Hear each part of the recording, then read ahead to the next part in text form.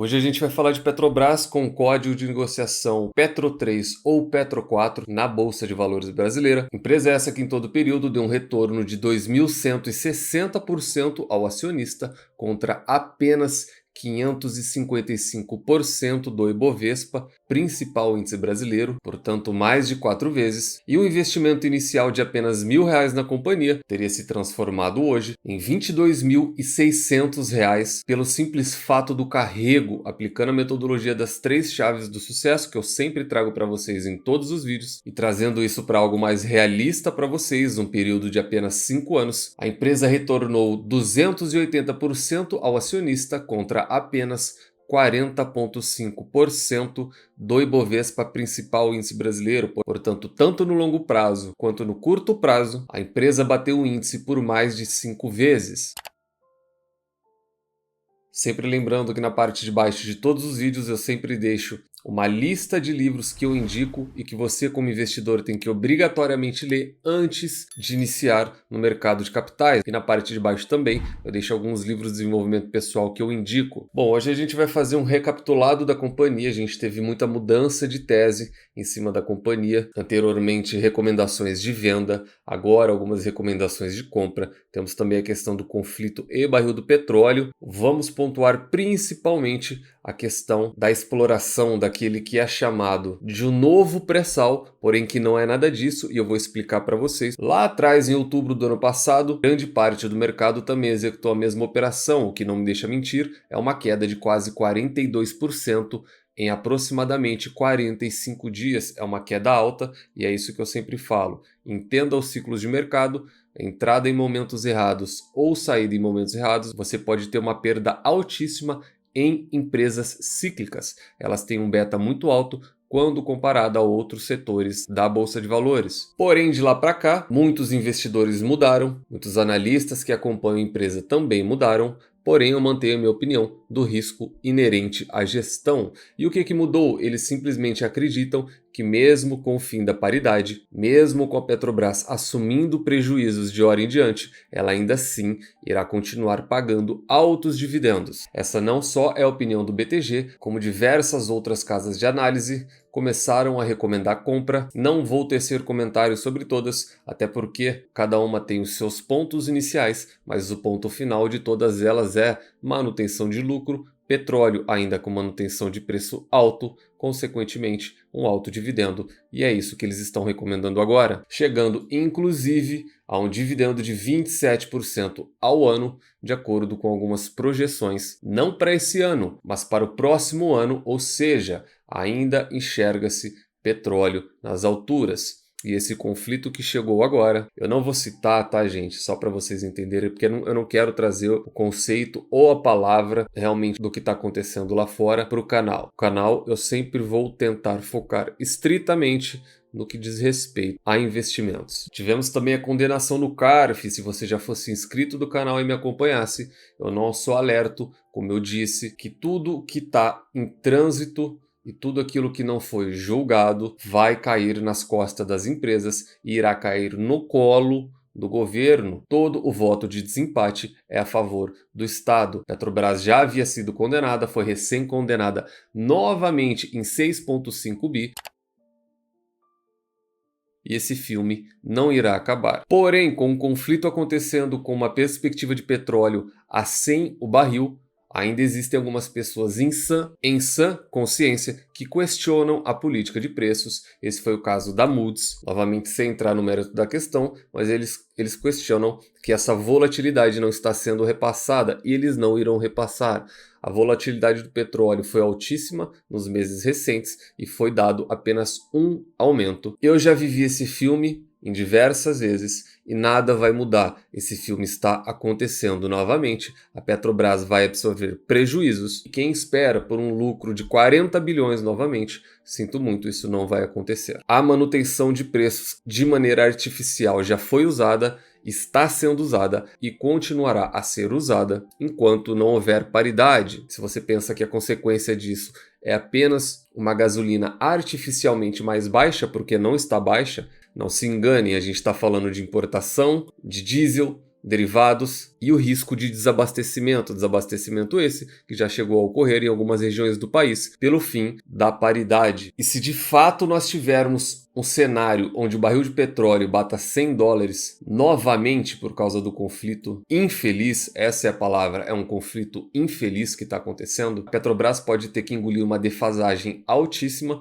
para que a gente não corroa apenas o preço da gasolina, bem como do diesel, mas principalmente não acelere o IPCA, a inflação.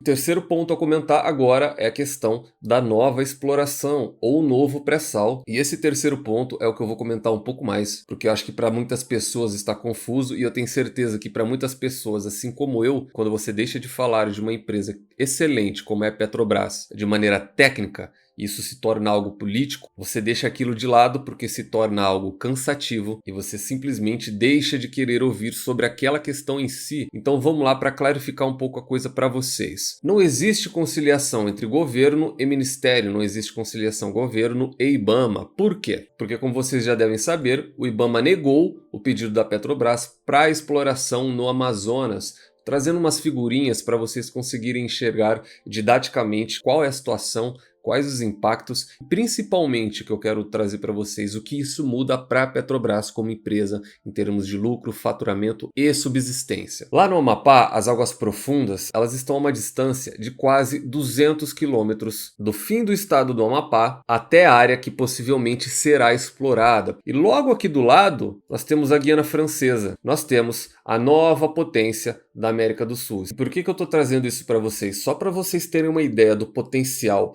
da grandeza, do bem que isso traz para a população no que diz respeito de desenvolvimento humano, abre aspas. A partir de 2019, quando a norte-americana ExxonMobil, que eu tenho uma pequena posição também, começou a extração de petróleo na região, a nação deu um salto. Segundo dados do FMI, o Fundo Monetário Internacional, ninguém em 2022 cresceu tanto quanto a Guiana, 62%, e a previsão é de um avanço de 37% nesse ano, de uma maneira mais simplista. Abre aspas, país que mais cresce no mundo deve avançar 40%.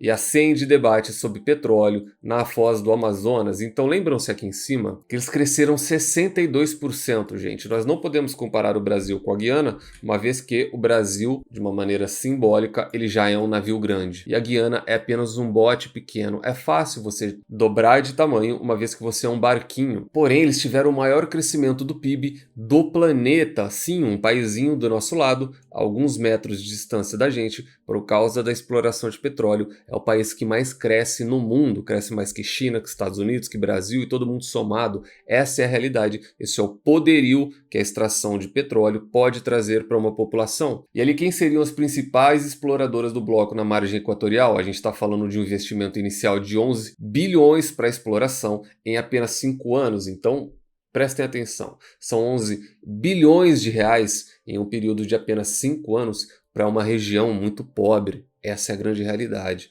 Região norte e nordeste do país, eles são muito pobres, muito mais pobres do que a gente. Quando eu falo que eu sou pobre, você é pobre, vocês não fazem ideia da pobreza que é dessa região. E 11 bilhões, com B de bola, em apenas 5 anos, imagina a quantidade de empregos que não vai ser gerado, quantidade de obras que não vai ser gerado, infraestrutura da região que não vai ser gerada, hospitais na região, escolas na região, tudo muda.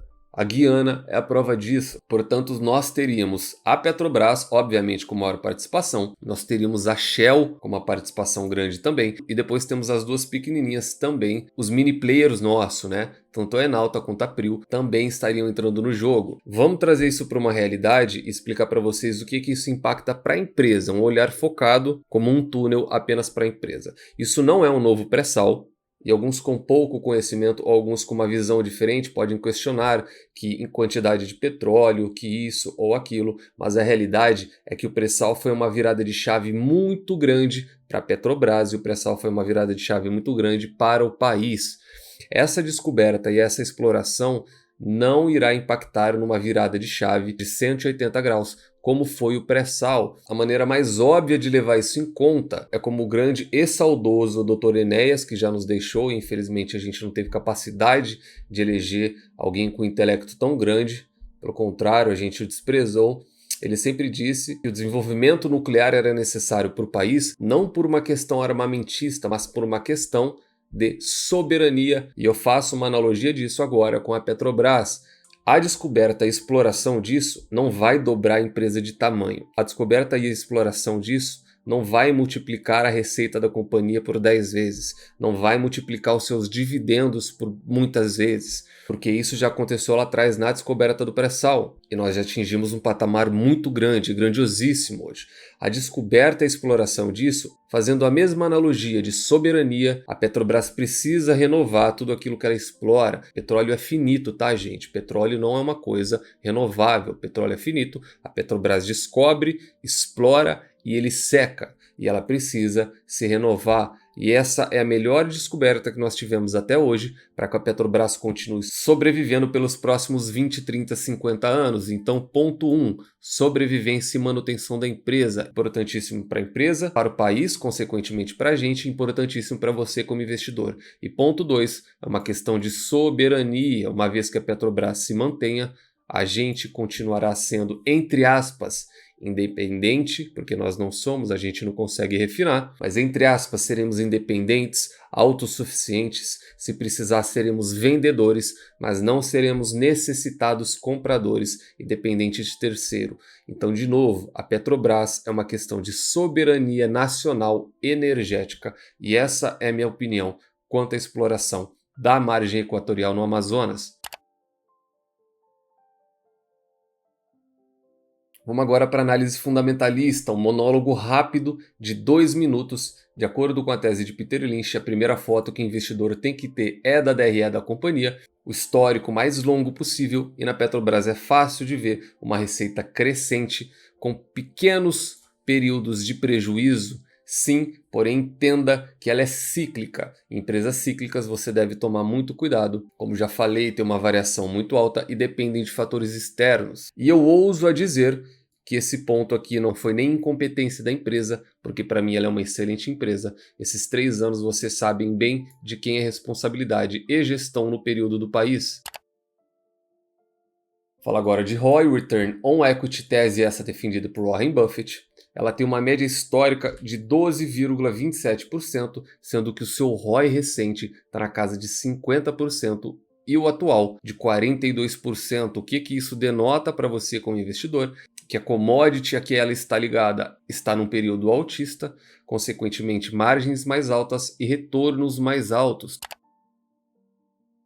Dividend Yield, ela tem uma média histórica de 14,32, seguindo a tese de Benjamin Graham e Luiz Barsi Filho, porém, na tese de ambos, ela não se prontifica a ser uma empresa para dividendos. E agora muitos de vocês, como já fizeram, devem estar se questionando, porque vocês compraram ela nos últimos 2, 3 anos e estão rindo à toa por conta dos dividendos pagos, mas o fato de você estar recebendo esses dividendos de maneira sazonal não quer dizer que ela é uma empresa boa para se viver de dividendos. Ela tem diversas lacunas de anos a fio sem pagar proventos. Por si só, isso já excluiria. O que não impede de que você compre uma companhia, carregue ela por anos ou décadas, aí sim, e de acordo com seu yield on cost, aí sim, ela vai se tornar uma das principais empresas na sua carteira de dividendos. Porém, é necessário longo prazo, ainda mais se falando de empresas cíclicas.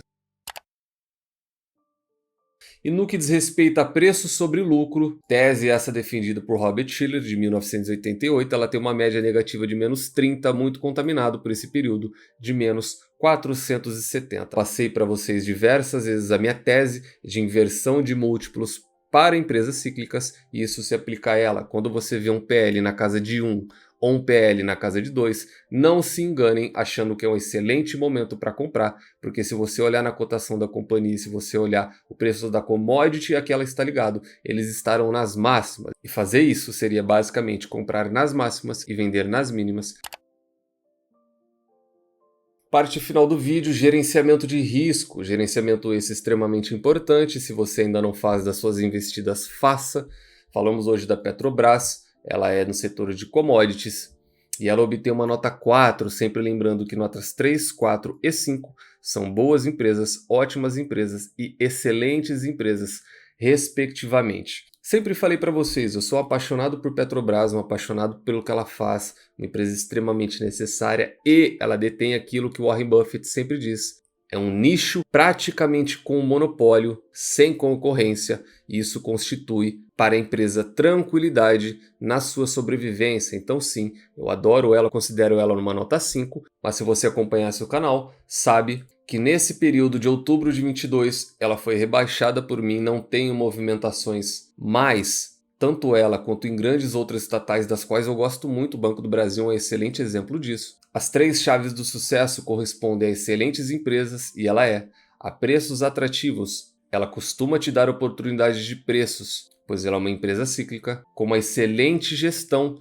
e é nesse ponto que ela falha. A mudança na paridade de preços da Petrobras foi realizada no segundo trimestre e eu avisei que não seria impactado no segundo trimestre. Muito provavelmente nós teremos o primeiro impacto dela nesse terceiro tri.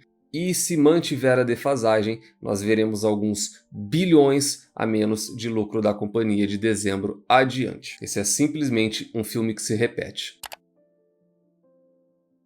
Qual a maneira de você, investidor pequeno, individual e pobre, também ter sucesso na Bolsa de Valores brasileira? É através do longo prazo. Eu sempre vou bater nessa tecla, e através das 3 chaves de sucesso que eu sempre trago para vocês: encontrar excelentes empresas a preços atrativos, com uma excelente gestão, e nunca mais as venderem. Trancar elas, as 7 chaves, é a única maneira de você estar multiplicando o seu capital por muitas vezes na Bolsa de Valores. Portanto, hoje falamos da Petrobras. Deixe seu comentário se vocês, assim como eu, também gostam muito da empresa, acreditam muito na empresa, se são sócios, assim como eu, da empresa, ou se não, pretendem se desfazer da companhia por algum motivo pessoal. Nos vemos no próximo vídeo e até lá.